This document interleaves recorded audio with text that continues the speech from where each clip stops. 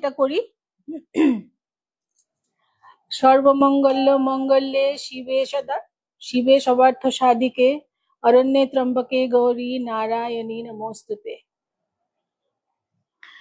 এটা আশা করি আমাদের সবাইকে প্রোটেক্টেড রাখবে, যাতে আমরা যে টাইপের গল্প বলি বা শুনি সেটা থেকে আমরা ওই জগতের মানুষ বলো বা যাই বলো না কেন তাদের যেন প্রভাব আমাদের মধ্যে না পড়ে। আচ্ছা, তো আজকে প্রথম গল্প যেটা আমি বলবো, গল্প বলো ঘটনা বলো যাই বলো না কেন, সেটা হচ্ছে এই কলকাতার কোনো এক জায়গায় এক ভদ্রমহিলা আর ওনার হাজবেন্ড থাকতেন। তাদের দুই মেয়ের বিয়ে হয়ে গেছিল। এক মেয়ে, বড় মেয়ে বাইরে থাকতো। হ্যালো অমৃতা। আচ্ছা, এক মেয়ে বাইরে থাকতো, বাইরে মানে ইউএসএ তে থাকতো, আর এক মেয়ে কলকাতারই কোনো একটা জায়গায় বিয়ে হয়েছিল। তাদের বড় মেয়ের একটি মেয়ে ছিল, ছোট মেয়ের কোনো সন্তান ছিল না। এবার এই ভদ্রমহিলা আর হাজবেন্ড, ওনারা তো একটা বাড়িতে থাকতেন। ওদের বাড়ির কাছেই ভদ্রমহিলার মা থাকতেন, ঠিক আছে, বেশ বয়স্ক মা ইনি ছিলেন ওই ভদ্রমহিলার, আচ্ছা ওনাকে একটা নাম দিই, ধরে নে উর্মি। ভদ্রমহিলার নাম উর্মি, ভদ্রলোকের নাম আশিস। তো আশিস আর উর্মি এরা দুজনে উর্মির বাড়ির খুব কাছেই থাকতো ওর মা বাবা। তো সেখানে বারবার গিয়ে মা বাবাকে দেখে এসে আসা এটা একটু প্রবলেম ছিল বলে ওরা দুজনে ঠিক করলো যে মা বাবাকে এবং দুজনকে মানে মা বাবাকে তাদের বাড়ি থেকে তুলে নিজেদের সাথে রাখবে। নিজেদের সাথে রাখলে পরে ওদের দেখাশোনা করতে বেশি সুবিধা হবে। তো তাই জন্য ওনার মা বাবাকে নিয়ে এসছেন। বাবা কিছুদিন পরে বয়স হয়েছিল, কিছুদিন পরে বাবা মারা গেলেন। বাবা মারা যাওয়াতে কি হয়েছে, যে যখন থেকে বাবা মারা গেছেন তার কিছু আগে থেকে উর্মির মার আস্তে আস্তে মানে অ্যালজাইমার হচ্ছিল আর কি, মানে ডিমেনশিয়া থেকে আস্তে আস্তে আস্তে আস্তে ওনার মানে অ্যালজাইমার হয়ে গেল। কিচ্ছু চিনতে পারছেন না, কাউকে চিনতে পারছেন না, কোনো কথা মনে রাখতে পারছেন না। এদিক থেকে ওদিকে চলে যান, বাথরুমে যাওয়ার নাম করে হয়তো কিচেনের দিকে চলে গেলেন। তো ওনার জন্য একটা 24 ঘন্টার কাউকে রাখা হয়েছিল। তো উনি একটা অ্যাটেন্ডেন্ট ছিল 24 ঘন্টা। সেই বৃদ্ধা মাকে দেখাশোনা করতো, উর্মি নিজেও দেখাশোনা করতো ওর মাকে। আচ্ছা, এইভাবে একদিন কি হয়েছে, একবার ওই বড় মেয়ে স্টেটস থেকে ও বাড়ি এসছে, বাপের বাড়ি এসছে। ওই আনন্দে ও তার ছোট্ট মেয়েটাকে নিয়ে এসছে। সেই আনন্দে বোন ওর মানে উর্মি কি করেছে, ওই দুই মেয়েকে একদিন ডেকেছে ওদের বাড়িতে, যে সবাই মিলে আয়, আমরা একটুখানি একসাথে মিলে একটু আনন্দ করি। এবার ওর বড় মেয়ে এসছে বাচ্চাটাকে নিয়ে, ছোট মেয়ে এসছে, মেয়ে জামাইরাও এসছে। তারপরে এদিকে ঘরে তো একটা ঘরের মধ্যে তো উর্মির মা থাকছে একা একা অ্যাটেন্ডেন্টকে নিয়ে। এবার ওদের রাত্রিবেলা ডিনারের আয়োজন করা হয়েছে। বেশ অনেক হই হুল্লোড়, বিকেল থেকে হই হুল্লোড়, গল্প আড্ডা নানা রকমের হওয়ার পর থেকে এই বাড়িতে তখন ওরা উর্মি বললো, দেখ আমরা 4 জেনারেশন এই বাড়িতে আছি, আমার মা, আমি, তোরা আর তোর বড় মেয়ের মেয়েটা, তা 4টে জেনারেশন আমরা এই বাড়িতে আছি। ভাবতে কত ভালো লাগে। তো এইভাবে ঠিক আছে, ওরা গল্প করছে করছে রাত্রিবেলা ডিনারের আগে কি হয়েছে, উর্মি ওর মাকে আগে খাবারটা খাইয়ে দিয়েছেন। 8টা নাগাদ উনি খেয়ে নিয়েছেন। ওনার জন্য খাবার রেডি করে রাখা হয়েছিল, উনি নিজে গিয়ে দিয়ে এসছেন। এই উর্মি গিয়ে দিয়ে এসছে আর অ্যাটেন্ডেন্ট আস্তে আস্তে খাইয়ে দিচ্ছে ওনাকে। কিছুক্ষণ পরে, এরা তো ততক্ষণে আড্ডা টাড্ডা মারছে, 10টার আগে তো আর কেউ খেতে বসে না। এরা আড্ডা মারছে, আনন্দ করছে, গান হচ্ছে, নানা রকমের ঠাট্টা ফাজলামি এসব চলছে। এবার হঠাৎ দেখা গেল ইতিমধ্যে উর্মি উঠে গেছে ইয়ে করার জন্য, টেবিল সাজাবে, ওই রাত্রিবেলা খাওয়া দাওয়ার হবে বলে,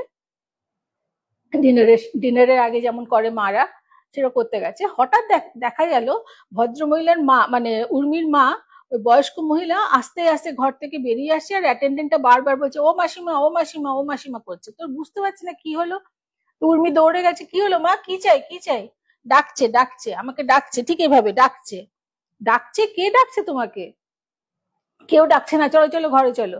মেয়েরাও এসছে, ও দিদা তোমাকে কেউ ডাকছে না, চলো চলো ঘরে চলো, ঘরে চলো, কিচ্ছু হয়নি, কেউ আসেনি। হ্যাঁ এসছে, ডাকছে আমাকে, চল দেখবি, চল আসছে, ডাকছে আমাকে, এসেছে সে। তো এরা তো বুঝতে পারছে তো অ্যালজাইমার পেশেন্ট কি, কি না কি দেখেছে, কি না কি মনের মধ্যে এসছে, তখন সেটাকেই মাথায় ধরে রেখেছেন। উনাকে জোর করে ঘরের মধ্যে নিয়ে গিয়ে আবার শুইয়ে দেওয়া হয়েছে। আবার মিনিট পাঁচেক পরে উনি বেরিয়ে এসছেন, বেরিয়ে এসে আবার ওরকম ডাকছে, ডাকছে, এসে গেছে, আমাকে ডাকছে, এসে গেছে, ডাকছে। ও তো জানলা দিয়ে দেখতে পাচ্ছি আমি, তোমরা দেখতে পাচ্ছ না? তো তোরা দেখতে পাচ্ছিস না কেউ জানলা দিয়ে? তখন ওর বড় মেয়ে বলে, আচ্ছা দিদা চলো, চলো ভেতরে চলো, আমি দেখছি, চলো জানলা দিয়ে কে কে কে ডেকেছে, কে এসেছে তোমাকে ডাকছে, চলো। বড় মেয়েটা যখন গেছে, ওর বড় মেয়ের পেছন পেছন ওই ছোট মেয়ে আর উর্মি, ওরা দুজনেই গেছে। তো তিনজনে মিলে যখন ঘরের মধ্যে ঢুকেছে, তখন ওই উর্মির মা বলছেন জানলার দিকে তাকে, ওই দেখ, ওই তো বসে আছে, দেখতে পাচ্ছিস না, ওই তো বসে আছে, ডাকছে তো আমাকে তখন থেকে। তো ওরা দেখছে কিছুই তো দেখতে পাচ্ছে না। তখন জিজ্ঞাসা করছে যে, কি দেখছো দিদা, তুমি কাকে দেখছো, কে বসে আছে? হয়তো তোর মাসি বসে আছে। মানে কোনো মাথা মুন্ডু নেই তো, কে কার কি হয় অত তো মনে রাখতে পারছেন না উনি। হয়তো তোর মাসি বসে আছে, তোর বাবা বসে আছে, মানে উনি ভাবছেন উর্মির সঙ্গে কথা বলছে।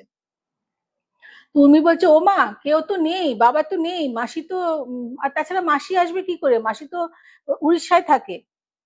বলে, না তোর মাসি এসছে, তোর মাসি এসছে, তোর বাবাও এসছে, বাবা আর মাসি পাশাপাশি বসে আছে, দেখতে পাচ্ছিস না? তো এরা বুঝতে পারলো যে বলে কোনো লাভ নেই, যাই হোক একটা ঘুমের ওষুধ দিয়ে উনাকে শুইয়ে দেওয়া হলো। আবার শুয়ে দিয়ে এরা সব খাবার দাবার খেতে বসেছে, বেশ মজা করছে, আবার খাবার সময় আনন্দ চেঁচামেচি লাফালাফি চলছে। রাত তখন 11:15 বাজে, একটা ফোন এসছে। ফোন এসছে কোত্থেকে, ওইটা যথারীতি ওর মেসো ফোন করেছে, মানে উর্মির মেসো, হ্যাঁ উর্মির মেসো ফোন করেছে, মানে ওই বয়স্ক মহিলার বোনের হাজবেন্ড। তো হ্যাঁ বলো মেসো, এত রাত্রিরে? উর্মি জিজ্ঞাসা করছে, তখন ভদ্রলোক বলছে, না একটা খুব খারাপ খবর আছে, সেটা আমি বুঝতে পারছি না, তা আমি আপাতত আমি তোকে জানাচ্ছি, তুই বাকিদেরকে জানিয়ে দে। কি হয়েছে? না তোর মাসি মারা গেছে। তাই নাকি, কখন মারা গেলেন? বলে, এই তো ধরে নে আধ ঘন্টা আগে। তখন না উর্মি কিছু না বলে রেখে দিয়েছে, রেখে দিয়ে সবাই জিজ্ঞেস করছে কি হলো, কি হলো? তখন উর্মি বলছে যে, এক্ষুনি বলছিল না তোদের দিদা যে ওই যে তোর মাসি বসে আছে, বাবা বসে আছে, ডাকছে, এক্ষুনি ফোন এলো তো, তোদের মানে আমার মাসি মারা গেছেন। তার মানে উর্মির মা ওর মাসিকে দেখতে পাচ্ছি না, মাসি লাস্ট দেখা করতে এসেছিল নিশ্চয়ই, তার মানে। আচ্ছা, ওর বাবাও মারা গেছেন আগে, ওর বাবা ওর মাসিকে নিয়ে দেখা করতে নিয়ে এসেছিল নির্ঘাত। আচ্ছা, সে তো উনি তো ঘুমিয়ে পড়েছেন, ওনাকে তো বলার কোনো প্রশ্নই ওঠে না তখন। পরের দিন সকালে এদের সব খাওয়া দাওয়া হয়ে গেছে, যে যার বাড়ি চলে গেছে। পরের দিন সকালে উনাকে ডাকতে গিয়ে দেখা যায় যে উনি কিন্তু রাত্রেই মারা গেছেন। মানে উনার হাজবেন্ড এবং ওনার বোন দুজনেই এসছিল, সত্যি সত্যি নিশ্চয়ই এসছিল, উনাকে নিয়ে যেতেই এসছিল। তো সে চলে গেলেন উনি, সেই রাত্রিবেলা ঘুমের মধ্যে কখন চলে গেছেন, ডাক্তার এসে বলেছেন টাইমটা, তা that is irrelevant. More important হচ্ছে যে ঠিক চলে গেলেন উনি। সেই চারটে জেনারেশন একসাথে থাকলো ঠিকই, আনন্দ করলো, কিন্তু মুশকিল হলো কি, উর্মির মা কিচ্ছু বুঝতে পারলেন না কি হলো, কোথা দিয়ে কি হলো, কিচ্ছু বুঝতে পারলেন না। শুধু জানলা দিয়ে দেখলেন ওনার হাজবেন্ড এবং ওনার বোন ডাকছে ওকে। এবং সেটা যখন এদেরকে বললো, অবভিয়াসলি কেউ বিশ্বাস করেনি, কারণ কেউ দেখতেই পাচ্ছে না তো কিছু, উনি তো দেখতে পাচ্ছে কিন্তু কেউ তো দেখতে পাচ্ছে না, দেখা সম্ভব না। তারপরে পরপর এই ঘটনা ঘটলো। সকালবেলা এই রাত্রিবেলা ফোন এলো যে উনার বোন মারা গেছে, মানে উর্মির মাসি মারা গেছেন। এবং পরের দিন সকালবেলা উর্মির মাও কখন ঘুমের মধ্যে চলে গেছেন কেউ জানে না। মৃত মানুষেরা বোধহয় সবাইকে মানে নিতে আসে, আমি এটা অনেক জায়গায় শুনেছি, আমি জানি না কতটা সত্যি। তো এইটার প্রসঙ্গে আমি তোমাদের একটা ঘটনা বলছি, সেটা আমার নিজের লাইফের ঘটনা, আমি বলছি এক সেকেন্ড, হ্যাঁ। তোমরা তো জানো আমার পা ভেঙে গেছিল, খুব বাজেভাবে পা ভেঙে গিয়ে সেই প্লেট ফ্লেট বসাতে হয়েছিল গত বছর। তা আমি, হ্যাঁ রে সত্যি খুব দুঃখ, খারাপ লাগে, একটা মানুষের বয়স হলে যে কোথায় কি হতে পারে আমরা কেউ জানি না। এবং ওই উর্মির মা খুব কর্মঠ মানুষ ছিলেন, সারা জীবন যথেষ্ট কাজকর্ম করতেন, এমন নয় যে উনি আইডলি বসে থাকতেন বা কিছু, তা নয়, কিন্তু এইটাই ওনার শেষ জীবনে লেখা ছিল কপালে যে উনি এরকম সব ভুলে যাবেন। আচ্ছা, আমি আমার এই প্রসঙ্গে আমি বলছি, আমার তো অ্যাক্সিডেন্ট হয়েছিল তো গত বছরের কথা, না গত বছর, হ্যাঁ গত বছরই তো, গত বছরের কথা বলছি, না 2023, গত বছরের আগের বছর। তো আমাকে 12 দিন একটানা আইসিইউতে থাকতে হয়েছে। তো যখন আমার অ্যাক্সিডেন্টটা হলো তখন রাত 12টা বাজে। তো আমার মেয়ে তখন মানে একা কোনো রকমে আমাকে নিয়ে এমার্জেন্সিতে ভর্তি করেছে, ওখানে একটা হসপিটালে, প্রাইভেট হসপিটাল ছিল, বম্বেতে ছিলাম আমি তখন, ভর্তি করেছে। এবং আপাতত সেই সময়ের জন্য আমাকে একটা ইঞ্জেকশন দিয়ে ঘুম পাড়িয়ে রেখেছে, কারণ এবং এই সিচুয়েশনটা দেখে ডাক্তার বললো ইমিডিয়েট অপারেশন করতে হবে, অপারেশন ছাড়া আর কোনো উপায় নেই এটার। কারণ আমার প্রস্থেটিক যে হাঁটুটা ছিল, যেটা অলরেডি আমার মানে আর্টিফিশিয়াল হাঁটু ছিল, সেটাও ভেঙে গেছিল, আমার ফিমার বোন ভেঙে বাইরে বেরিয়ে গেছিল, মানে খুব অত্যন্ত বাজে অ্যাক্সিডেন্টটা হয়েছিল। এবার যেদিন আমি ভর্তি হয়েছি রাত 12টা নাগাদ, পরের দিন আমার অপারেশন হওয়ার কথা। তো আমার মেয়ে বেচারা একা একা চুপচাপ বসে আছে, আমাদের তো বম্বেতে কেউ নেই এখন আর, তো তখন একা বসে আছে। তখন ওর নেটফ্লিক্সেই কাজ করতো, বসে মানে কাঁদছে আর কি একা একা। তো ডাক্তার এসে ওকে বলেছে যে দেখুন আমরা সব, ওরা একটা মিটিং মতো করেছিল আমার কেসটাকে নিয়ে, বললো যে দেখুন একটা আমরা ভেবেচিন্তে দেখলাম যে এটা কিন্তু মানে এই অপারেশনটা কিন্তু ভীষণ রিস্কি অপারেশন হবে, তার কারণ উনি ডায়াবেটিক, উনি ডায়াবেটিক বলে ওনার অপারেশনটা কিন্তু খুব রিস্কি হবে, but if you allow us আমরা চান্স নিতে পারি। তবে আপনাকে পরিষ্কার বলে দিচ্ছি 60-40 চান্সেস আছে, 60-40 চান্সেস এর মধ্যে আপনি যদি রাজি থাকেন তাহলে আমরা অপারেশনটা করব, না হলে কিন্তু মানে কিছু করার নেই আমাদের।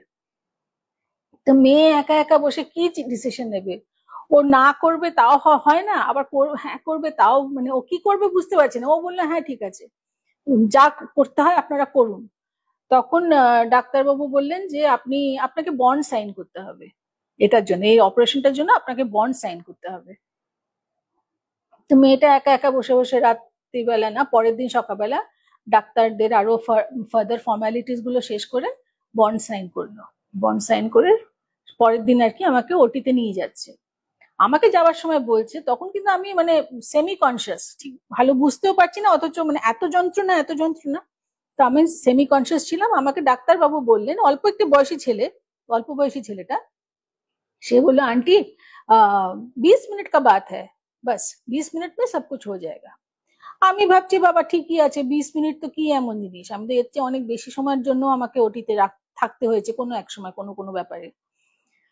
তো আমি যখন যাচ্ছি, আমাকে স্ট্রেচারে করে নিয়ে যাচ্ছে, তখন আমার মেয়ে আমার দিকে তাকিয়ে চোখ ছলছল করে, স্বাভাবিক যেটা। আমি বললাম তুই কাঁদছিস কেন, 20 মিনিটের মধ্যে কাজ হয়ে যাবে, তুই দাঁড়া, তোরা বসে। ওর ততক্ষণে ওর একটা বন্ধু এসে গেছে, ওর যে রুমমেট সে চলে এসছে ওর সাথে। তো ওখানে ওরা দুজনে বসে আছে, না তোরা দুজনে বস, খাওয়া দাওয়া করিস, যদি দেখিস আমার একটু দেরি হচ্ছে বার করতে তাহলে তোরা কিন্তু দুপুরের খাবার খেয়ে নিস। আমার তখন আমাকে নিয়ে গেছে তখন প্রায় 11টা বাজে, বেলা 11টা বাজে। তা আমি ঢুকে গেছি, আমি না ওরা, আমি যখন বলছি যে আমি 20 মিনিটের মধ্যে আমি বেরিয়ে আসবো, ওরা কিন্তু কোনো উত্তর দিচ্ছে না, চুপ করে খালি চোখ ছলছল করে অল দ্য বেস্ট করে আমাকে তো নিয়ে চলে গেল। এবার ওটি তো প্রচন্ড ঠান্ডা হয়, ভীষণ ঠান্ডা, বাপরে বাপ, মানে একদম মানে হাড় কাঁপিয়ে দিচ্ছিল। তো আমাকে শুয়ে লোকাল অ্যানেস্থেসিয়া করেছে, লোকাল অ্যানেস্থেসিয়া করে গায়ে ঢাকা টাকা দিয়েছে। আমি বললাম ওরে বাবা আমার বড্ড ঠান্ডা লাগছে, আমি তো কথা বলছি তখন, আমার ভীষণ ঠান্ডা লাগছে, ডক্টর আমার তাড়াতাড়ি করো, আমি আমি ঠান্ডায় কি আমি এটাতে না মরে যাই, আমি ঠান্ডায় মরে যাব। এসব ফাজলামি করছে, আমার সাথেও ফাজলামি করছে, কথাবার্তা বলছে। তারপরে একটা সময় আমার এমন কাঁপুনি শুরু হলো, আমি ওই ডক্টরকে বললাম যে দেখুন আমি পারছি না, আমার এত প্রচন্ড ঠান্ডা লাগছে। তখন ওরা একটা ওই ব্লোয়ার মতো দিয়েছে, একটা, আমার তো গা তো ঢাকা ছিল, একটা ব্লোয়ার মতো আমার মানে চাদরের নিচে একটা ব্লোয়ার দিয়ে দিয়েছে। তখন আমার কি আরাম লাগছে, গরম গরম হাওয়া। কোনো এক সময় আমি ঘুমিয়ে নিশ্চয় পড়েছি, নিশ্চয় ইঞ্জেকশন তো নানা রকমের চলছে আমার, নিশ্চয় আমি ঘুমিয়ে পড়েছি। কারণ আমি দেখে লাস্ট যেটা আমার মনে পড়ছিল যে ডক্টর ওই রেডি হচ্ছেন আর কি অপারেশন শুরু করার আগে।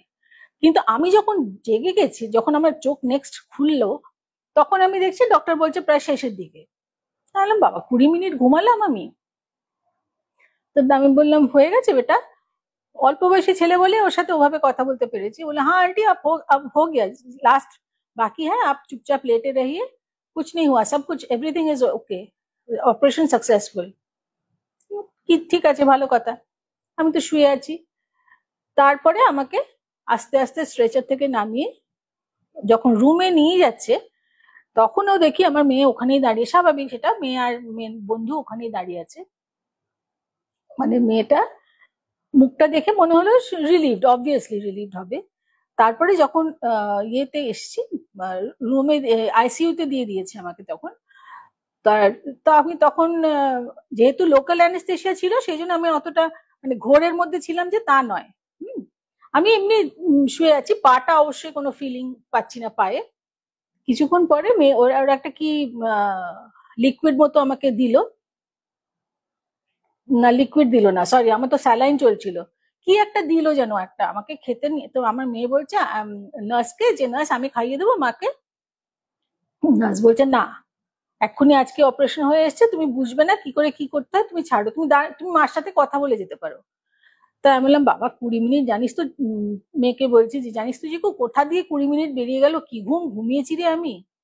বলছে 20 মিনিট? বললাম হ্যাঁ, আমাকে ডাক্তার বলেছে 20 मिनट के बाद है आंटी आप लेटे रहिए। তুমি জানো তোমার কতক্ষণ লেগেছে? বললো, আমি বললাম কতক্ষণ? বললো 8 ঘন্টা লেগেছে তোমার, বাইরে তাকিয়ে দেখো অন্ধকার হয়ে গেছে। 8 ঘন্টা? আমি 8 ঘন্টা ঘুমিয়ে থাকলাম ওরকম, উইদাউট এনি অ্যানেস্থেশিয়া আমি 8 ঘন্টা ঘুমিয়ে থাকলাম? হবে হয়তো, আমি তো জানি না, বুঝিনি। যাকে সে তো সেই রাত্রিবেলাটা না হয়তো আমাকে রেখেছে আন্ডার অবজারভেশন। মেয়ে চলে গেছে। যখন পরের দিন এসছে তখন আর আমার না ঘুম ঘুম ভাব, কিন্তু ঘুমটা পুরোপুরি আসেনি, এটা তন্দ্রা মতো ছিল। পরের দিন যখন মেয়ে দেখা করতে এসছে আমার সাথে, আমি ওকে বললাম জানিস আমি একটা জিনিস, ওই কালকে অপারেশন টেবিলে আমার একটা জিনিস ভীষণ মনে আসছে। সেটা হচ্ছে একটা টাইমে আমার মনে হচ্ছে আমি একটা কফিনের মধ্যে শুয়ে আছি, কফিনে শুয়ে থাকলে যেরকম মানে হবে ব্যাপারটা, আমি কফিনে শুয়ে আছি এবং আমার পায়ের কাছ দিয়ে একে একে একে করে আমার বাবা, মা, তারপরে আমার দাদু, দিদা, মাসি, মামা, মানে ছোটবেলায় যাদের কাছে আমি মানুষ হয়েছি, ঠিক আছে, এবং যাদের আমি দেখেছি কেউ কিন্তু নেই, সবাই চলে গেছেন তারা, এবং কেউ কিন্তু কোনো কথা বললো না, এরকম করে এসে ঠিক যেমন কফিনের মধ্যে আমরা তাকিয়ে দেখি এরকম করে আমাকে দেখে দেখে চুপচাপ চলে যাচ্ছে, দেখে দেখে চুপচাপ চলে যাচ্ছে। আমি না ভাবছি এরা কথা বলছে না কেন। আর মাকে আর বাবাকে আমি দেখছি সেই ছোটবেলা, আমার ছোটবেলার সময় যেমন ওদের চেহারা, রিসেন্ট চেহারা না। আমি মেয়েকে বললাম জানিস আমি এরকম একটা দেখেছি, তাহলে কি আমি কিছুক্ষণের জন্য মারা গেছিলাম নাকি, আমি কিছু বুঝতে পারছি না, এটা কি আমার নিয়ার ডেথ এক্সপিরিয়েন্স হলো? তা তো আমি বলতে পারবো না, কিন্তু আমি যেটুকু বুঝতে পারছি তোমার কথা শুনে, ওনারা তোমাকে আশীর্বাদ করতে এসেছিলেন, ওনারা তোমার কষ্ট দেখে, ওনারা তোমার ব্যথা কষ্ট ইত্যাদি দেখে তোমাকে ওনারা আশীর্বাদ করতে এসেছিলেন এবং সেটাই বোঝাতে চেয়েছিলেন তুমি ঠিক হয়ে যাবে, তুমি ঠিক হয়ে যাবে, তাছাড়া আমি আর কিছু ভাবতে পারছি না। কি আশ্চর্য, আমি বুঝতেই পারলাম না কি হলো। এবং আমার কাছে পরিষ্কার, এখনো আমার কাছে পরিষ্কার, মানে ওই ক্লিয়ার পিকচার, ওরা কি, আমি শুয়ে আছি, শুয়ে আমি ড্যাব ড্যাব করে তাকিয়ে আছি, আর ওনারা এক এক করে আসছেন, এরকম করে আমাকে দেখছেন, দেখে চলে যাচ্ছেন। ফার্স্টে মা আসলেন, তারপরে বাবা, তারপরে আমার দাদু, দিদা, মাসি, মামা, এক এক করে সবাই। আমার হাজবেন্ডকে আমি দেখিনি, কিন্তু পরে আমার মনে হলো আমি তো ছোটবেলায় সবাইকে দেখছি, তখন তোমার হাজবেন্ড কোথায়? মানে অদ্ভুত একটা অনুভূতি, সিরিয়াসলি গুজবাম্পস। আর এটা আমার আমার মানে আমি এটা বহুদিন ধরে আমার মনে রেখেছি, কি জানি কি হলো বুঝতে পারলাম না। আয়ু, গীতারে আমি আর আয়ু বাড়াতে চাই না, আমার এই জীবন, এই ইন্ডিপেন্ডেন্ট জীবন থেকে এই ডিপেন্ডেন্ট জীবনটা না আমার অসহ্য হয়ে যাচ্ছে রে। প্রতিটা জিনিসের জন্য আমাকে এখন লোকের মুখের দিকে তাকিয়ে থাকতে হয়। একসময় কিভাবে আমি দৌড়ে বেরিয়েছি সেটা তো আমি নিজেই এখন অবাক হই যে আমি কি সেসব করতে পেরেছিলাম। লোকাল ট্রেনে থেকে শুরু করে, ভিড় বাস থেকে শুরু করে, কোনটা না করেছি। এখন কিচ্ছু পারি না। এখন ঘরে, ঘর থেকে এইখান থেকে ওইখানে উঠতে গেলে আমার একটা লাঠি লাগে, মানুষকে ডাকতে লাগে, একটু ধর বাবা আমায়। ভালো লাগে না রে গীতা, খুব বাজে লাগে, খুব ডিপ্রেসিং সিচুয়েশন, কিন্তু আমি ওটা ভাবি না, ওটা নিয়ে ভাবলে আমি আর জীবনে মাথা তুলে দাঁড়াতে পারবো না। সুতরাং ওটা নিয়ে আমি আর ভাবি না। যখন যেমন তেমন হয়ে গেছে, এখন কি করা যাবে। শুধু সাবধানে থাকি যাতে আর আমি পড়ে না যাই। পড়ে যেতে আমার শেষ হয়ে গেছে, একটাও হাড় বাকি নেই বোধহয়। ঠিক এখানে ওখানে আমি বোধহয় গোটা 10 বার ওটিতে গেছি এসেছি। শুধু 10 বার শুধু অপারেশনই হয়েছে, স্টার্টিং ফ্রম মাই ডটার, ওর সিজার থেকে শুরু করে এখন অব্দি। যাকে এই হলো ব্যাপার, যার জন্য ওই ওই যে ঘটনাটা আমি বললাম, যে কলকাতার ওই ফ্যামিলিটা, ওই বয়স্ক মহিলাও নিশ্চয়ই ওনার হাজবেন্ডকে দেখেছেন এবং ওনার হাজবেন্ড নিতে এসেছিল ওনাকে। সেটাই হবে, আমি ওটা বিশ্বাস এই জন্য করলাম। যখন আমি শুনেছিলাম গল্পটা, আমি কিন্তু অবিশ্বাস আমি বলবো না, কিন্তু একটু কিরম যেন ছিলাম, স্কেপটিক্যাল ছিলাম। কিন্তু এই গত বছরের আগের বছরে আমার এক্সপিরিয়েন্স দিয়ে আমি বুঝলাম না না নিশ্চয়ই আসেন। এবং অনেকের কাছে আমি শুনেছি যে চলে যাওয়ার সময় যারা খুব আপন তারা কিন্তু আসে। এই হচ্ছে ব্যাপার। ঠিক আছে, দাঁড়া আমি একটু চা খেয়ে নিই।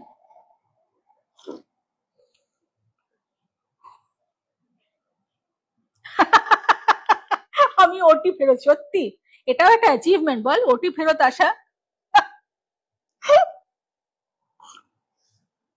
বিশাল মাথা থেকে বেরোয় ও বাবা। আচ্ছা, এবার একটা ঘটনা বলছি। সেটা এখানকার না, সেটা বাইরের কোনো একটা দেশের, যে কোনো জায়গা ধরে নিতে পারো তোমরা। ইউএসএ ধরে নাও বা ক্যালিফোর্নিয়া, ধরে যা ইচ্ছা, ক্যালিফোর্নিয়া ইউএসএ একই জিনিস। মোট কথা যেখানে বাইরের একটা, ঠিক আছে। ও তাই নাকি? সোনালি তুই একদিন এসে আমাদের কাছে বল না রে। ওই দেখ, তাপসী তাই নাকি? তার মানে আমি ঠিকই ভেবেছি। চা না রে, এটাই গুইতা, আমি একটু কফি খাচ্ছি। গলাটা খুসখুস করছে, আর মাথার যন্ত্রণা তো এখনো যায়নি, কিছুতেই যাচ্ছে না, তাই জন্য আমি একটুখানি কফি খাচ্ছি। ঠিক আছে, ঠিক আছে, তাহলে আমি নেক্সটটাতে চলে যাই, নেক্সট ইনসিডেন্টে চলে যাই। আচ্ছা, নেক্সট ইনসিডেন্টটা হচ্ছে, মনে করো তোমরা বাইরে যে কোনো একটা দেশ ধরে নিতে পারো, লেটাস সে ইউএসএ। ইউএসএটা সবচেয়ে সুবিধা বলা। তো ওখানে একজন ভদ্রলোক, উনি, হ্যাঁ হিন্দু এলো না তো, তাই তো। হিন্দু নিশ্চয় ওর মার কাছে বসে মার আদর খাচ্ছে বসে বসে। আচ্ছা, তো ওই ভদ্রলোক এক জায়গা থেকে আরেক জায়গায় দিলাম, সরি, এক জায়গা থেকে আরেক জায়গায় উনি যাচ্ছেন লং ড্রাইভে। আর সেটা শীতকাল ছিল এবং প্রচন্ড স্নো পড়ছে চারদিকে, মানে স্নো স্টর্ম মতো হয়ে যাচ্ছে, এবং ভালো রকম মানে পাইলস অফ স্নো চারদিকে। এবং ওই যে হাইওয়ে গুলোতে ওই যে কি স্নো স্নো ডোজার বলে না কি বলে আমি জানি না, বুলডোজারের মতো, যারা স্নো গুলোকে সরিয়ে সরিয়ে দিচ্ছে, ওরা কনস্ট্যান্টলি কাজ করে যাচ্ছে। এবার এই ভদ্রলোক, উনি উনি যেখানে এক জায়গায়, যে জায়গা থেকে অন্য জায়গায় যাবেন, সেটা পৌঁছতে পৌঁছতে ওনার প্রায় পুরো রাত লেগে যাবে। কিন্তু প্রায় 8 ঘন্টা একটানা ড্রাইভ করে করে ওনার পিঠ ফিট যন্ত্রণা করছে আর ভীষণ ঘুম পাচ্ছে। তো সেটা তো আরে না না রিতা, নো প্রবলেম। তো উনি ভাবছেন যে না, এইভাবে আমি যদি ড্রাইভ করি উল্টে আমারই বিপদ হবে, কারণ আমি ঘুমোতে ঝুলে পড়ি যদি, তাহলে ওদিকে কখন কি অ্যাক্সিডেন্ট হয়ে যাবে। তার থেকে এক কাজ করি, রোড সাইড, ওইসব দেশে রোড সাইডে ছোট ছোট মোটেল মতো থাকে। হুম, সেখানে সাধারণত এরকম টাইপেরই লোক যারা লং ড্রাইভে যায়, তারা একটু রাত কাটিয়ে, এক রাত কাটিয়ে বা 2 রাত কাটিয়ে ওরা চলে যায়। তো সেরকম একটা মোটেল যদি পাই, তাহলে আমি ওখানে থেকে যাব আজকে রাত্রিটা। আমি আর পারছি না, আমি আর চালাতেও পারছি না ইয়ে।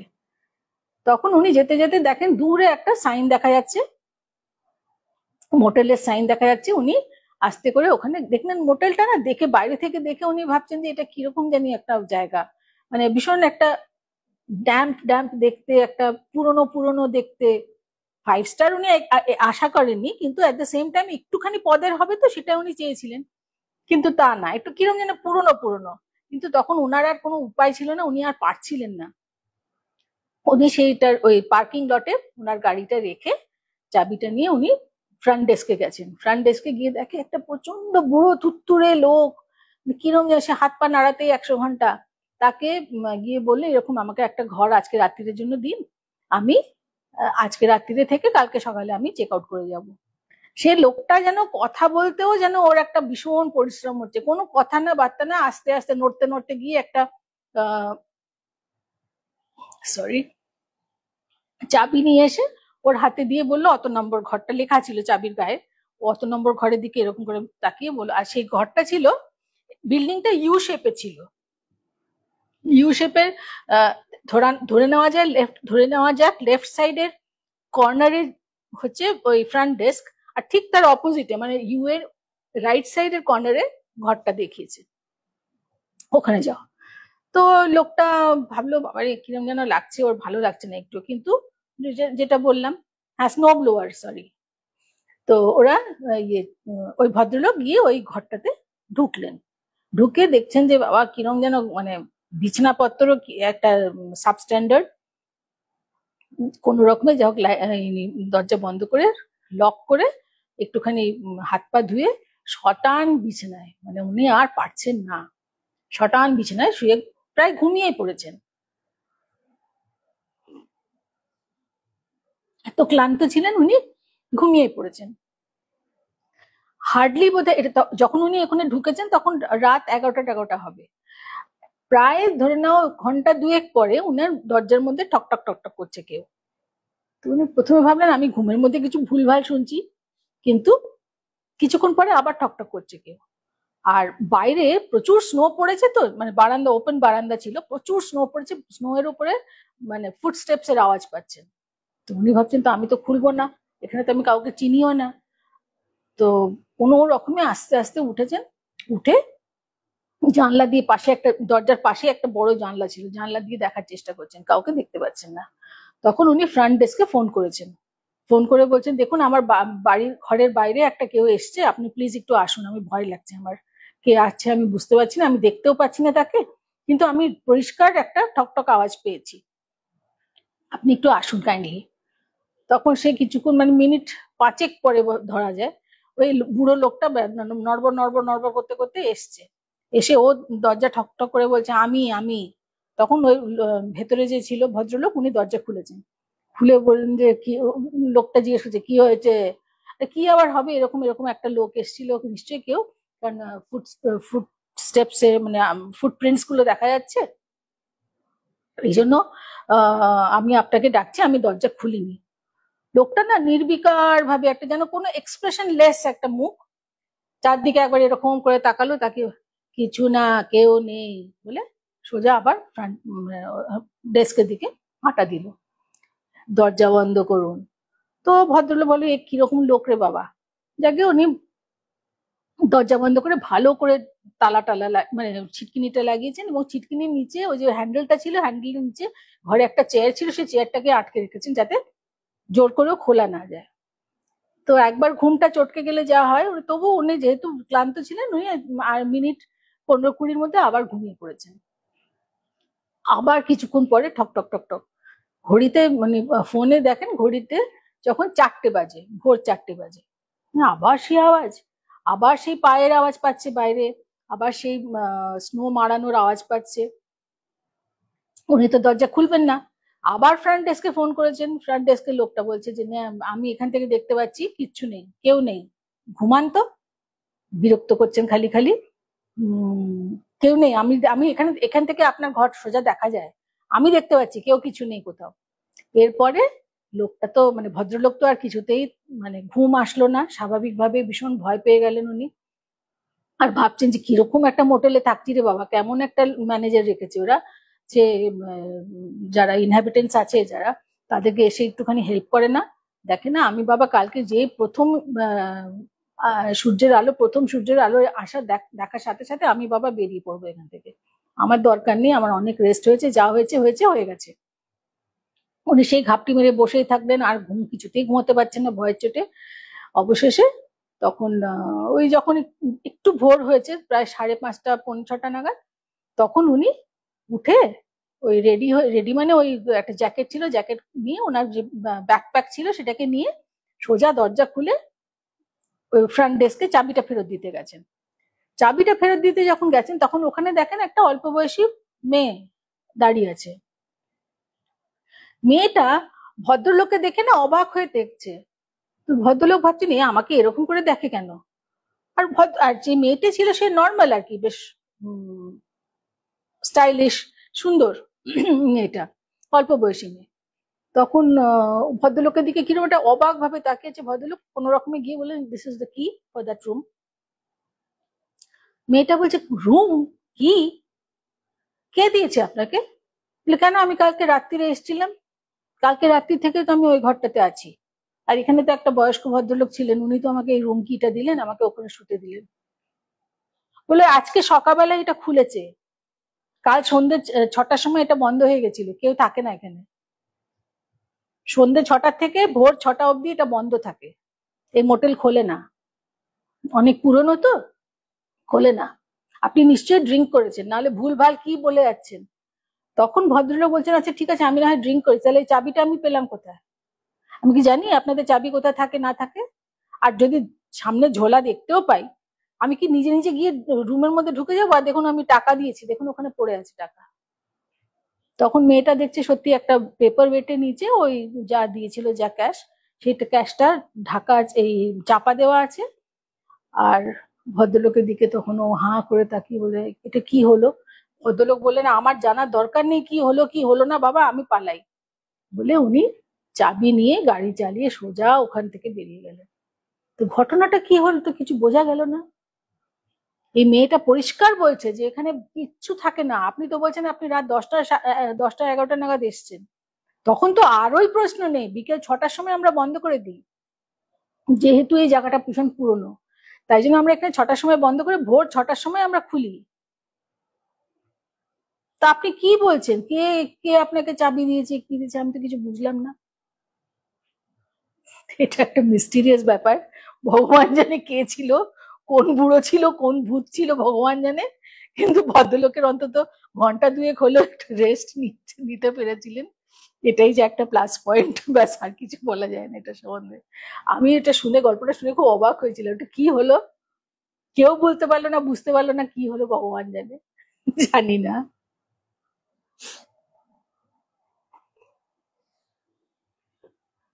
আচ্ছা, এবার দেশে ফেরা যাক, অনেক তো বাইরে ঘুরলাম, এবার দেশে ফেরা যাক।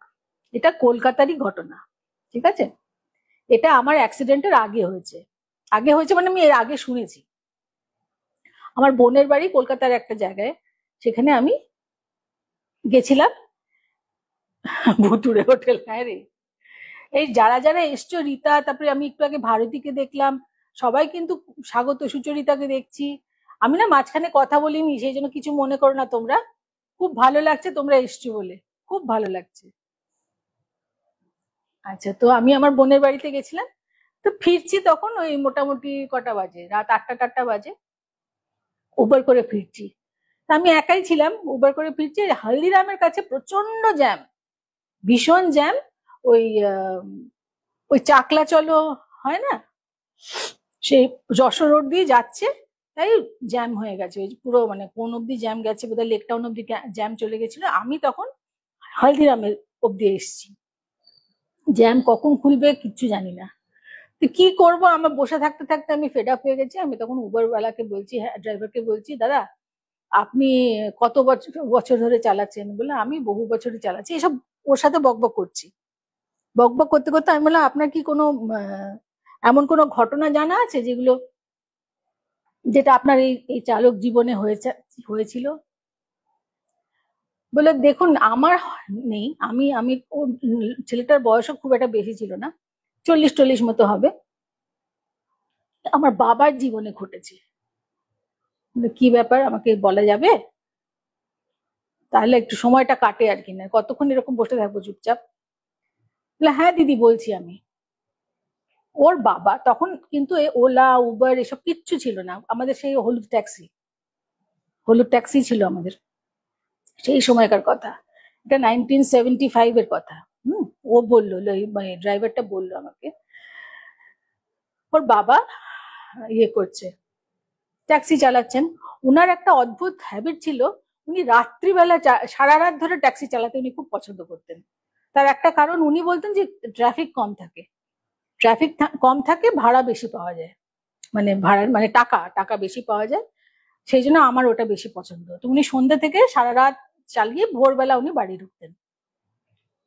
তো উনি এরকমই একটা হলুদ ট্যাক্সি চালিয়ে উনি এদিক ওদিক অপেক্ষা করছেন বা ওয়েট বা দু একটা প্যাসেঞ্জার এদিক ওদিক চালানোর পরে তখন রাত 9টা 9:30 মতো বাজে।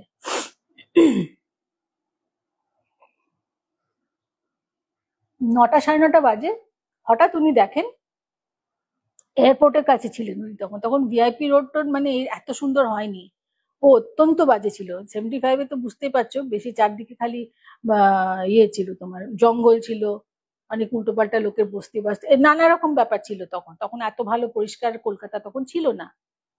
তখন ওই এয়ারপোর্ট থেকে একটা লোক বেশ লম্বা, 6 ফুটের উপরে হাইট, খুব সুন্দর ড্রেস পরা, বেরিয়ে এসে ট্যাক্সি বলে ডাক দিল। এই ওর এই ড্রাইভারটার বাবা গিয়ে ট্যাক্সিতে ইয়ে করলেন, নিয়ে গেলেন ট্যাক্সিটা। তখন উঠিয়েছেন প্যাসেঞ্জার, তো উঠিয়েছেন প্যাসেঞ্জার পেছনে সিটে বসা। তখন বলছেন যে কোথায় যাবেন। তখন ড্রাইভার ওই ভদ্রলোক, লম্বা ভদ্রলোক বলছেন আপনি চলুন না, আমি বলছি কোথায় যাব। তো ঠিক আছে যাচ্ছি, কিন্তু কোথায় যাব, মানে কোন দিকে যাব, নর্থের দিকে যাব না সাউথের দিকে যাব, কোথায় যাব। আপনি চলুন সাউথের দিকে চলুন। যাচ্ছে মানে সবখানে এদিক ওদিক, সাউথের দিকে প্রায় Gariahat, excuse me, excuse me,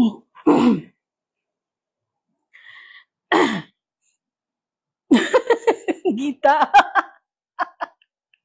তো কি করবো, জ্যামে বসে থাকবো নাকি চুপচাপ গরমে। যাকে তখন উনি যখন গড়িয়াহাটের কাছাকাছি, তখন ওই লম্বা লোকটাকে মানে প্যাসেঞ্জার বলছে যে না, আমি যে কাজের জন্য এসেছিলাম সেই কাজটা হঠাৎ ক্যান্সেল হয়ে গেছে, তো আমাকে কলকাতা দেখাও, কলকাতা ঘুরে ঘুরে দেখাও।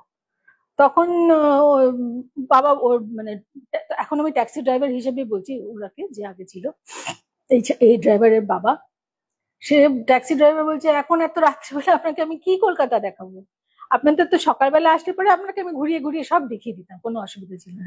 এখন যা দেখবেন আপনি সবই বাইরে থেকে দেখবেন, বলে তাই দেখাও। তখন বলে আপনি কি করেন দাদা।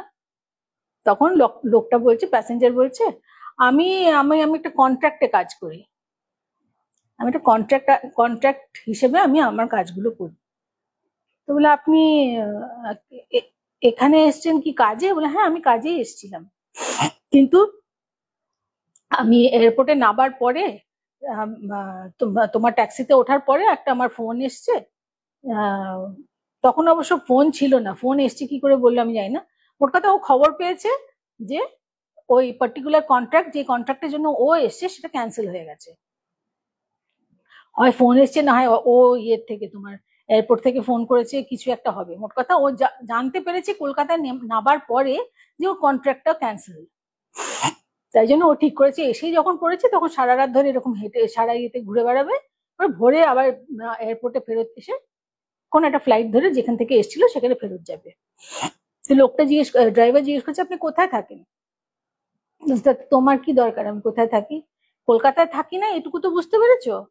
তখন ড্রাইভার ভাবছে যে সত্যি তো আমার এত কথা জিজ্ঞাসা করার তো দরকার নেই, আমি প্যাসেঞ্জার পেয়েছি, তার সে যা বলছে আমি তাই করি, এদিক ওদিক ঘুরি, কোথাও ইয়েতে নিয়ে গেছে মিউজিয়ামের ওখানে, বাইরে সব তো বাইরে থেকে দেখবে, অবভিয়াসলি অত রাত্রিবেলা কিছুই খোলা থাকবে না। ওই লাইটিং দেখছে, ভিক্টোরিয়া মেমোরিয়ালে তখন অত খানিকটা ভালো ভালো সুন্দর করে লাইটিং হয়নি, যেটুকু হয়েছে দেখছে, ময়দান কাকে বলে ময়দান দেখছে, এই সমস্ত দেখতে দেখতে দেখতে দেখতে ঘুরে ঘুরে প্রায় তখন 3টে বাজে।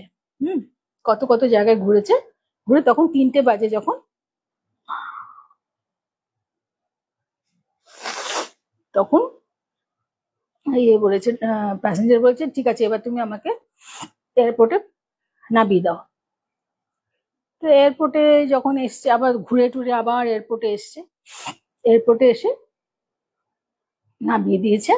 প্যাসেঞ্জারটা নেবে, টাকা দিয়েছে, ডাবল টাকা দেবে বলেছিল, বলে তুমি ঘোরাও, তোমার আমি যা যা তোমার মিটারে উঠবে তার ডবল টাকা আমি দেবো। তো আমার কোনো অসুবিধা নেই। তখন সত্যি সত্যি ওকে ডাবল টাকা দিয়েছে। ও লোকটা বলছে, না না আপনি এরকম করছেন কেন? বলে, না না আমি আমি যেটা বলেছি, আমি কথার দাম ভীষণ রাখি, তুমি এই টাকাটা নাও। ঠিক আছে, ঠিক আছে শ্যামল, এবার আমি গেলাম। তা লোকটা, ড্রাইভারটা টাকা নিয়ে, ও তো খুব খুশি, প্রচুর টাকা হয়েছে। কথার কথা বলছি, 10-এর জায়গায় 20 হয়েছে, আর কিছু একটা হবে। তো যাকে ও যেতে, যখন লোকটাকে নামিয়ে দিয়ে লোকটা ভেতরে ঢুকে গেছে এয়ারপোর্টে, ও তো চলছে। হঠাৎ উল্টো ডাঙার কাছাকাছি এসে ওর মনে হলো, আরে লোকটা আমাকে, আমার নাম জানলো কি করে? আমাকে এটা কেন বললো যে শ্যামল? তা আমি তো ওকে আমার নাম বলিনি, তাহলে ও আমার নাম জানলো কি করে?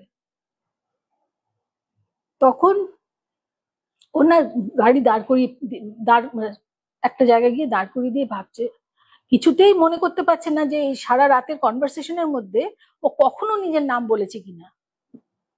ও ভেবে দেখলো, না, ওর নাম বলার দরকারটা কি? নাম বলার তো কোনো দরকার নেই, নাম বলেনি, তাহলে এই লোকটা নাম জানলো কি করে? এবং সেই সময়টাতে, ওই পিরিয়ডটাতে, ওর বউ নিতা, নিতার সঙ্গে ওর খুব মানে মনোমালিন্য চলছিল। এবং একটা টাইম এসেছিল যখন সেই বউ ওকে ডিভোর্স করবে। হুম। তবে ডিভোর্স করার আগে লয়ার ওদেরকে বলেছিল যে আপনারা আর 1 মাস নিজেদের কে টাইম দিন, দেখুন আপনার প্যাচ আপ করতে পারেন কিনা। চট করে তো ডিভোর্স করাতে চায় না কেউ। তখন ওর হঠাৎ করে সেইটা মনে পড়লো, আচ্ছা নিতা, এই লোকটা বলল কন্ট্রাক্ট ক্যান্সেল হয়েছে, তাহলে কি নিতা এই লোকটাকে পাঠিয়েছিল আমাকে ইয়ে করতে, মেরে ফেলতে? মানে ও কথায় কথায় বুঝতে পেরেছিল লোকটা কন্ট্রাক্ট কিলার। ঠিক আছে, এইবার ওর মাথার মধ্যে আস্তে আস্তে জিগসা পাজল গুলো বসতে লাগলো। ও দেখলো ওর নাম শ্যামল এবং বউয়ের নাম নিতা। নিতা নিশ্চয়ই ফোন করে কোনভাবে কন্ট্যাক্ট করে এই লোকটাকে কন্ট্রাক্ট কিলার হিসেবে এটাকে কন্ট্যাক্ট করেছে এবং সব ডিটেলস দিয়েছে।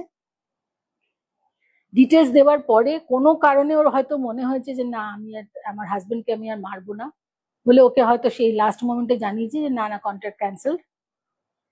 তাই জন্য লোকটা মানে অ্যাক্সিডেন্টলি হোক বা ইন্টেনশনালি হোক, এই পার্টিকুলার ট্যাক্সিটাতেই উঠেছিল।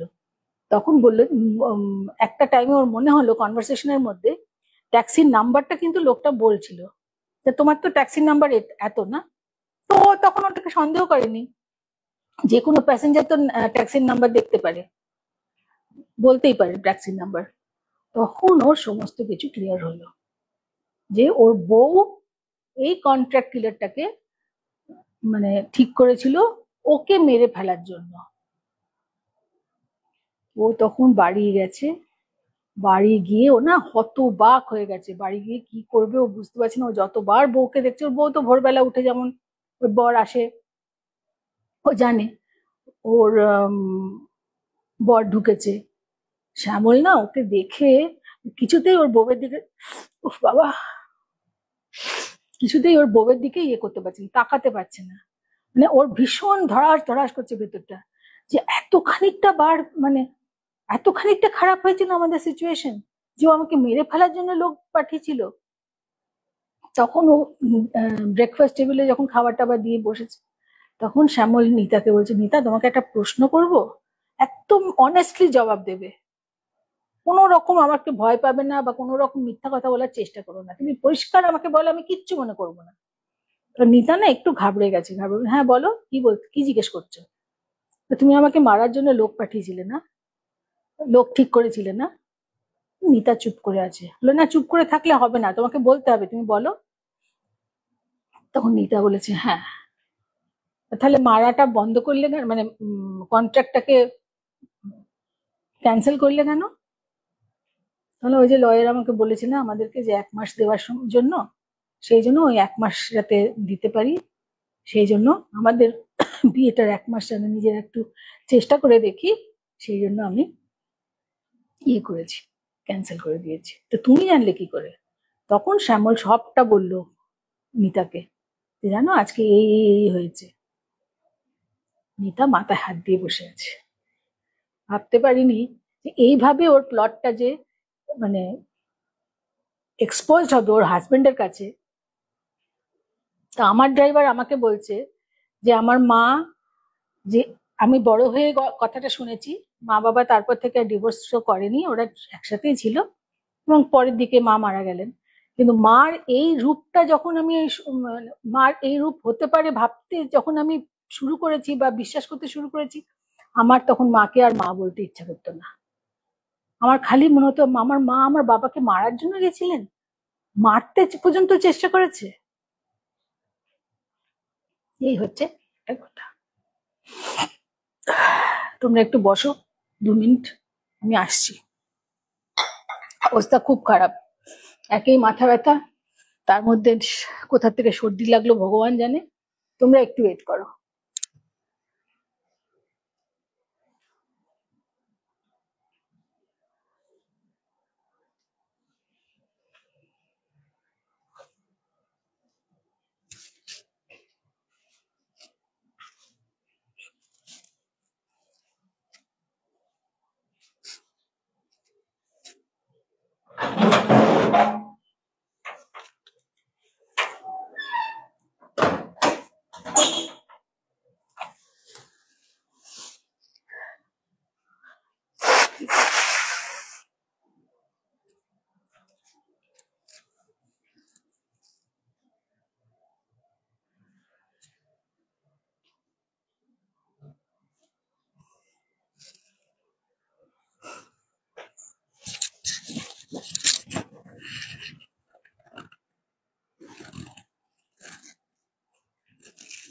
তো এই ছিল ঘটনা, যেটা আমার মনে আছে আমি বললাম। আর একটা লাস্ট একটা বলে শেষ করছি, সেটা দাঁড়াও, তোমাদের মতো আমি লিখে রেখেছি, আমার তো অর্ধেক মনে থাকে না কিছু, আর গল্প পাবো কোথার থেকে।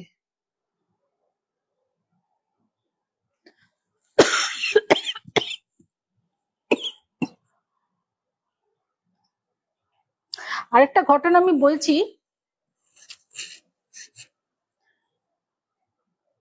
হ্যাঁ, ক্রিমিনাল মাইন্ডেড তো ডেফিনেটলি। তাহলে হাজবেন্ডকে না জানিয়ে ওরকম কোথা থেকে খবর পেয়ে কন্ট্রাক্ট কিলারকে নিয়ে এসেছে, নিয়ে এসে বরকে মারতে পর্যন্ত যে যেতে পারে, সে তো কি সাংঘাতিক মহিলা হবে, তাই না? আচ্ছা, এটা কি জানো, লাস্ট যেটা আমি বলবো সেটা কিন্তু কোনো মানে ভৌতিক বা অলৌকিক কোনো ঘটনা না, এমনি প্লেন নর্মাল একটা ঘটনা।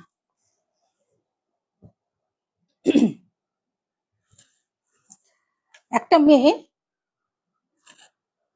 ও অল্প বয়সী মেয়ে, ও বম্বেতে একটা ব্যাংকে চাকরি করতো, এবং ব্যাংকে এই বম্বেতে ওর মানে নিজের কেউ ছিল না, মানে ফ্যামিলি মেম্বার্স কেউ ছিল না, ও এক জায়গায় পেইং গেস্ট হিসেবে থাকতো। আর মেয়েটা ভারী মিষ্টি দেখতে ছিল, এক তো মিষ্টি দেখতে ছিলই, খুব স্মার্ট ছিল, খুব ইন্টেলিজেন্ট ছিল, যার জন্য ও একটা ব্যাংকে যে ব্যাংকে না সরি, ও ব্যাংকে একটা ইয়ে ইলেকট্রনিক্স এর দোকানে কাজ করতো, এবং ইলেকট্রনিক্স এর দোকানটা ঠিক উল্টো দিকে ছিল একটা ব্যাংক। তো এই মেয়েটা একটা জায়গায় পিজি থাকতো, একাই, যেহেতু শহরে কাউকে ও চেনে না, একটা পিজি অ্যাকোমোডেশন ঠিক করে ও ওখানে থাকতো, এবং ওর যেখানে থাকতো সেখান থেকে ওর ইলেকট্রনিক্স এর দোকানটা খুব কাছেই ছিল, হেঁটেই আসা যাওয়া করতো, এবং ভীষণ এফিসিয়েন্ট ছিল সব দিক থেকে।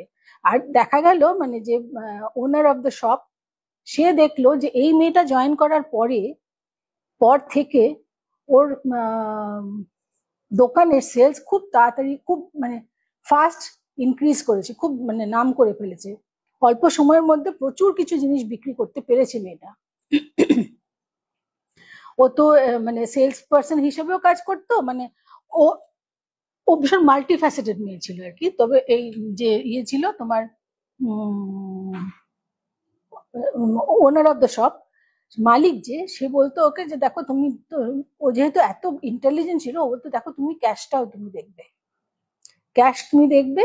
এবং আরেকটা জিনিস হচ্ছে যে এই ক্যাশটা রোজ যখন আমাদের ইয়ে বন্ধ হয়, কি রে ও তাপসী, আচ্ছা আচ্ছা। সত্যি গল্প পাওয়া মহা মুশকিল, আমি তো পাগল হয়ে যাই। যাকে তো যেটা হচ্ছে যে রোজ বিকেল বেলা, আমাদের বিকেল অবধি, সকাল থেকে বিকেল অবধি, মানে জাস্ট 5টা-টাচটা অবধি আহ, যা সেল হবে সেই টাকাটা কিন্তু তুমি ইমিডিয়েটলি ওই ব্যাংকে ডিপোজিট করে আসবে। মানে আমরা এই যখন রাত্রিবেলা বন্ধ করব, তখন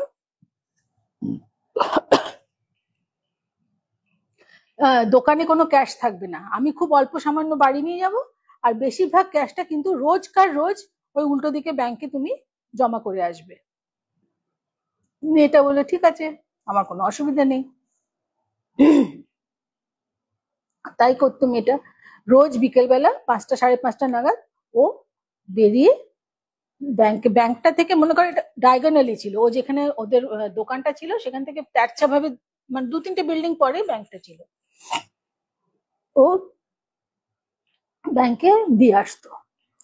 একদিন কি হয়েছে, ও ব্যাংকে যাচ্ছে এবং ওর মানে অ্যাপিয়ারেন্স বলো, স্মার্ট, স্ট্রিট স্মার্ট যেটা বলে, মানে ও ভীষণ এফিসিয়েন্ট, সব দিক থেকে ছিল, ভীষণ অ্যাট্রাকটিভ ছিল মেয়েটা, সব দিক থেকে খুব অ্যাট্রাকটিভ।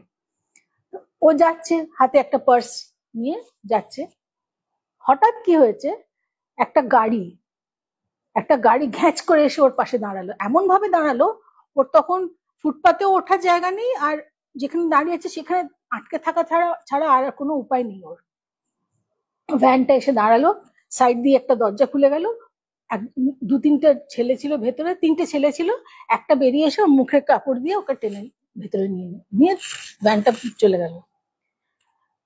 মেয়েটা তখন ভাবছে, ভগবান আমি কি করব এখন, চিৎকার করলে বাইরে কেউ শুনতে পারবে না, তাছাড়া চিৎকার করার মতো ওর সিচুয়েশন, ওর মানে সিচুয়েশনই নেই সেরকম। আর এই তিনটে, ও বুঝতে পারলো তিনজনেই প্রচন্ড ড্রিঙ্ক করে আছে, ভ্যানের ভেতরটাতে প্রচুর মানে খালি বোতল টোতল পড়ে আছে, এবং তখন ওরা প্রচন্ড ড্রিঙ্ক করাই অবস্থা, ড্রাঙ্ক ছিল ওরা সবাই। সরি। মানে ও প্রথমে ভেবেছে যে ওর যে টাকা নিয়ে যাচ্ছে সেই টাকার লোভে ওরা নিয়েছে, প্লাস এক্সট্রা যা পায় স্বাভাবিক। তো ও কি করেছে এমন ভাবে, ও মাথা ইমিডিয়েটলি ওর সাথে সাথে না, মানে ওর প্রেজেন্স অফ মাইন্ড ওর কাজ করলো।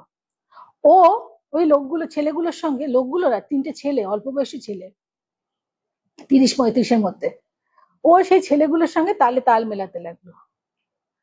আরে আমাকে তোমাদের সাথে পার্টি করতে হবে, তো সেটা বললেই হলো, সেটা আগে বললেই পারতে, এভাবে নিয়ে যাচ্ছ কেন, এভাবে নিয়ে গেলে পরে কি হবে জানো তো, কিছুক্ষণ পরে আমাকে তো আবার ওই দোকানে ফেরত যেতে হবে, তো আমি যদি কিছুক্ষণ পরে না যাই তাহলে তো যে মালিক সে তো খবর নিতে আসবে, তো খবর নিতে এসে যদি দেখে যে আমাকে পাচ্ছে না কোথাও, তাহলে তো পুলিশের কাছে খবর দেবে, তো এভাবে কেউ নেয়? পুলিশের কাছে খবর দিলে পরে কি হবে বলো তো, আমরা কি আনন্দ করতে পারবো, আমরা কি মজা করতে পারবো? যে পার্টিটা তোমরা বলছো, আমি ওই যে বটলটা পড়ে আছে, ওইটা ওই পার্টিকুলার ব্র্যান্ডটা আমি ভীষণ পছন্দ করি, ওটা ভীষণ ভালো লাগে আমার।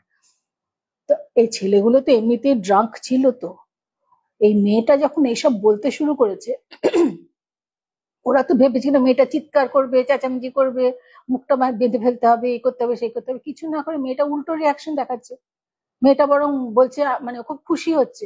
আর ভ্যানটা তখন এমন ভাবে মানে চালিয়ে ইয়ে ঠিক নেই তো, স্পিডও দিচ্ছে না বেশি, আবার বেশি খুব একটা দূরে চলে গেছে তাও না, তো এরম এরম করে যাচ্ছে ভ্যানটা। তখন 2-3টে রাস্তার লোকেরা, পেডেস্ট্রিয়ান যারা ছিল, তারা চিৎকার করছে, এই ঠিক করে চালাবা, কিছু একটা চেঁচামেচি করছে। মেয়েটা দেখছে এই সুযোগ, হ্যাঁ, ও তখন বললো, এরকম করো না, শোনো তোমরা, আমি ঠিক আছে তোমাদের নাম ঠিকানা দাও, বা ঠিক আছে সেটাও দিতে হবে না, বলো কবে, কালকে কালকে আমি ডেফিনেটলি আসবো তোমাদের সাথে, তুমি টাইমটা বলে রাখো আমাকে, আমি তোমাদের, আমিও খুব এনজয় করতে চাই জানো তো, এত বোরিং লাইফ না আমার, ওই যে ওই দোকানটাতে আমাকে বসে থাকতে হয় সারাদিন, একদম ভালো লাগছে না, ভালো লাগে না, কোনো পার্টি টাইম নেই, কিচ্ছু নেই, কোনো চেনা জানা কেউ নেই এখানে। ছেলেগুলো না ঘোল খেয়ে গেছে। আর এই ইতিমধ্যে ওর হাতে যে অতগুলো টাকা আছে, যেটা ব্যাংকে ঢোকানোর কথা, সেটার দিকে কিন্তু ছেলেগুলো খেয়াল করেনি, ছেলেগুলো ওই মেয়েটার জন্যই আর কি যা করার করতে চাইছিল। তো এইসব শুনে না একটা ছেলে ড্রাইভ করছিল, যে তাকে বলছে, এই শোন শোন, ও ঠিকই কথা বলছে রে, ওদের যেমন ভাষা বলে, ওই মালটা ঠিকই কথা বলছে রে, দাঁড়া দাঁড়া, শেষে কিনা একজনের শেষে কিনা একটা একটা মেয়ের জন্য আমাদের তিনজনকে জেল খাটতে হবে, কোনো দরকার নেই, নাবি দে নাবি দে, ও তো বলছে কালকে আসবে। হুম। তো আস্তে আস্তে ভ্যানটা দাঁড় করিয়েছে, দাঁড় করিয়ে দরজাটা খুলে মেয়েটাকে এক ধাক্কা নিয়ে দিয়ে বাইরে ফেলে বলছে কালকে 5টার সময় বলে। ইন দ্য মিন টাইম মেয়েটা কিন্তু ভ্যানের নাম্বার, কালার এবং ওই তিনটে ছেলের মোটামুটি একটা মানে মুখ কিরকম আছে, ও ঠান্ডা মাথায় কাজ করছিল তো, যার জন্য ও ভালো করে দেখতে, দুটো বিশেষ করে ড্রাইভারটা খুব একটা দেখতে পারেনি, ভেতরে যে বাকি দুটো ছিল তাদের চেহারা দেখতে পাচ্ছে। ও তখন তাড়াতাড়ি নেবে, চিৎকার করে লোক জড়ো করেছে, লোক জড়ো করে সব বলেছে, বলে তাড়াতাড়ি ওরা ও দেখলো খুব একটা দূরে যায়নি, মনে করো এখান থেকে কত হবে, 50-60 কিলোমিটার দূরে হবে বড়জোর। তো ও আবার ফেরত এসছে দোকানে, দোকানে কাঁপতে কাঁপতে ফেরত এসছে, না তার আগে ব্যাংকে গেছে, ব্যাংকে গিয়ে টাকাটা জমা দিয়েছে, জমা দিয়ে সোজা দোকানে এসছে, দোকানে এসে হাত পা কাঁপছে, ওর যে ওনার সে বলছে কি হয়েছে কি হয়েছে, তখন ও সমস্ত কিছু বললো, পুলিশ ডাকা হলো, পুলিশের কাছে কেস করা হলো, ও সমস্ত ভ্যানের নাম্বার টাম্বার সমস্ত দিয়ে দিয়েছিল, এবং তারপরে ওকে পুলিশ স্টেশনে যেতে হয়েছিল, স্কেচ আর্টিস্ট থাকে না ওদের, স্কেচ করে মোটামুটি একটা চেহারা দুটো ছেলের মোটামুটি একটা বার করতে পেরেছিল, করে তারপরে তারপরে ফার্দার আর কি হয়েছিল আমি জানি না, কিন্তু আমার সবচেয়ে ভালো লেগেছে যেটা, এই মেয়েটা কি প্রচন্ড বুদ্ধি রেখেছে, সেই মোমেন্টে ও যদি চেঁচামেচি করতো বা লাফালাফি চিৎকার যা হোক একটা কিছু করার চেষ্টা করতো, ওকে হয় ওরা খুন করে ফেলতো, রেপ তো করতোই, কারণ এগুলোই তো ওদের মেন উদ্দেশ্য থাকে, কিন্তু ওকে খুন করে ফেলতো, যেটাতে ওর নিজের প্রাণটা শেষ হয়ে যেত মাঝখান থেকে। অজানা অচেনা একটা শহরে ছেলে মেয়েগুলো যে আজকাল বেরিয়ে যায় কাজ করতে, কত রকম কিছু ফেস করতে হয় ওদেরকে। তো সেখানে মেয়েটা প্রেজেন্স অফ মাইন্ডের জন্য কিন্তু বেঁচে তো গেলই, টাকাও বেঁচে গেল, ও নিজের সবচেয়ে বড় কথা, টাকার থেকেও বড় কথা, ও নিজের লাইফে ও বেঁচে গেল। এই হচ্ছে আজকের মতো, আশা করি তোমরা এনজয় করেছো। তো আবার পরে যারা যারা তোমরা আজকে এখন দেখছো তারা তো আছোই, যারা পরে দেখবে তারা প্লিজ আমাদের চ্যানেলে সাবস্ক্রাইব করো, লাইক করো, এবং এসো আমাদের গল্পগুলো শোনো, তোমরা নিজেরাও তোমাদের গল্প দাও, আর আমাদেরকে একটু গল্প দিয়ে হেল্প করো ভাই, আমাদের অবস্থা খুব খারাপ, গল্পের স্টক একদম প্রায় নেই বললেই চলে। হ্যাঁ, তবুও জোগাড় করছি, তবে ঠিক আছে, ঠিক আছে রে, গুড নাইট গুড নাইট, হ্যাঁ রে নিশ্চয়, আমি এখন ওষুধ খেয়ে নেবো আবার আরেকটা। খুব ভালো লাগলো রে তোদের সবার সাথে অনেকদিন পরে ইয়ে করে, খুব ভালো লাগলো, ভালো থাকিস তোরা সবাই, হ্যাঁ, গুড নাইট।